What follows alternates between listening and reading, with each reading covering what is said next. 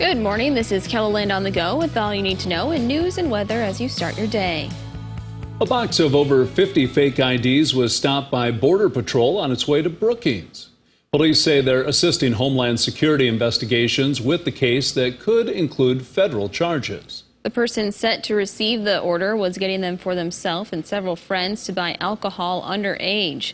The Brookings liquor store manager says they see fake IDs come through often when students are back in town. It kind of goes with school. When school first started here back with college starting back up, it was the first week was about 6 to 7 of them. And like I said, since then it's been about 2 a week we've been seeing. Liquor store employees get $50 if they spot a fake ID. To read the consequences of getting caught with fake IDs, visit this story right here on KELOLAND.com. It was an intense Wednesday afternoon in a Sioux Falls neighborhood on the east side of town. This the scene when our photographer arrived around 2 p.m. yesterday. As you can see in the video, there was a heavy law enforcement presence as authorities looked for a man wanted in connection with an assault. At this point, there is no word on an arrest, and police have not released the suspect's identity. A Louisiana law enforcement officer is facing charges in South Dakota in connection with a sex crime. The Pennington County Sheriff's Office says 44-year-old Kirk Thibodeau was arrested for hiring for sexual activity at a hotel. Investigators say he was in Rapid City attending a conference. The case has been handed over to the Pennington County State's Attorney's Office. One person is dead and 3 others are hurt after a Wednesday morning crash in Box Elder. The South Dakota Department of Public Safety says a car was westbound on Country Road when it crossed the center line and collided with an eastbound pickup. The 50-year-old driver of the car was pronounced dead at the scene. The 31-year-old driver of the pickup suffered serious non-life-threatening injuries, while 2 children suffered in minor injuries. The 3 were taken to a Rapid City hospital. South Dakota's Highway Patrol is investigating the crash. Now let's get a check of our morning forecast with meteorologist Scott Munn. Fall is here and it feels like it, Scott. That it does. Temperatures in the 30s for some of us this morning, otherwise numbers in the 40s. And this afternoon it will be cool. Numbers in the 60s for afternoon highs as we watch for the, I'll call them scattered showers in western and southwestern South Dakota. Some of those will move into central KELOLAND during the late morning and into the afternoon. More details on your forecast with Brian coming up. Thank you, Scott. Aviation students at South Dakota State University are getting new opportunities thanks to a large airline. Sun Country Airlines is bringing its Pilot Bridge program to SDSU. This partnership allows aviation students to apply for jobs with the company while they're still in school and get their name out with a large airline.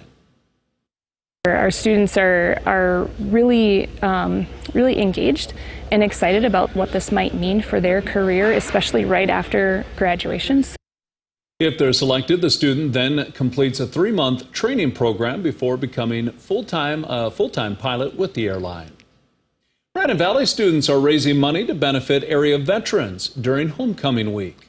The school district annually identifies and selects an organization in need through its Tradition of Giving project.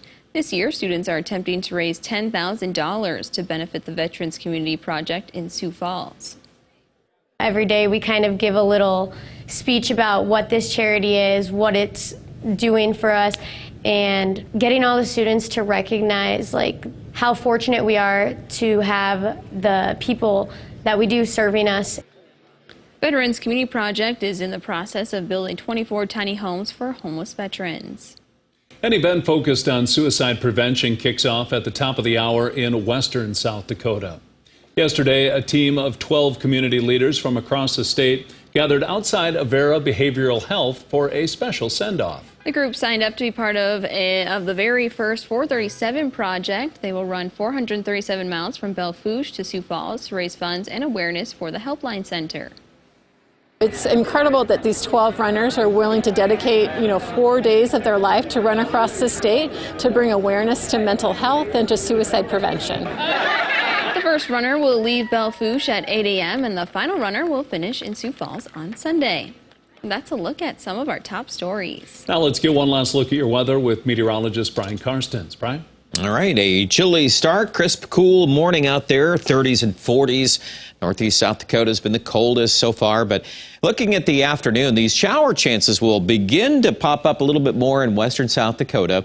It's not widespread rain at all, but just kind of keeping that in mind that these sporadic showers will be around and even into northwest South Dakota. We may have a couple thunderstorms roaming in from parts of Montana. I would expect late this evening, gradual increase in some rain chances in central KELOLAND. Again, some of these are going to skip over spots. We've seen that all summer, now into the early fall. These systems, they're not really attached to any depth of moisture in the atmosphere. So when we're talking rain totals here, quarter-inch or less will cover a lot of this. At one point, we were a little more bullish on maybe a couple of half-inch numbers. I think that's going to be a little harder to come by just based on some of these trends. Although, as you look at the morning radar, the first batch will move out. And then, you get to midday tomorrow, you got some 70s popping up from Chamberlain to Winter, but Sioux Falls could kind of lag, and especially into southwest Minnesota. When you factor in all that wind from the south, some clouds, not a real warm forecast. And then late in the day, there's even the chance the main wind shift line around to the west will even spark another little batch of rain from Sisseton to Sioux Falls. We'll see how much of that materializes. It could impact a few of those games tomorrow night, but we'll keep watching that. 60s out there today, 66 degrees in Pierre. That strengthening southeast wind at 20 to 30. We're not as chilly tonight due to the clouds and the rain chances. And I think the 7-day, once we see this rain chance come and go on Friday and exiting Friday early evening, that might be it for a while. Nothing major in the 7-day as far as organized chances of rain. Temperatures will be influenced by a northwest flow. We're going to have a steady northwest wind into Monday. And it'll probably contain the high in the upper 60s. So it's going to be feeling like fall in Aberdeen, too. A lot of 70s here for Saturday in northeast South Dakota, but even early next week cools back a little bit. 68 on Monday and Tuesday. Here in central South Dakota, a little warmer on average, mid and upper 70s for the weekend to start. I do expect that front on Sunday will kind of cool things back a little bit, but no drastic changes in weather. Rapid City after a brief cool down early next week. There is an 80 showing up on Wednesday, and I think there'll be more 80s coming beyond day 7. Check out more details about that online at KELOLAND.com.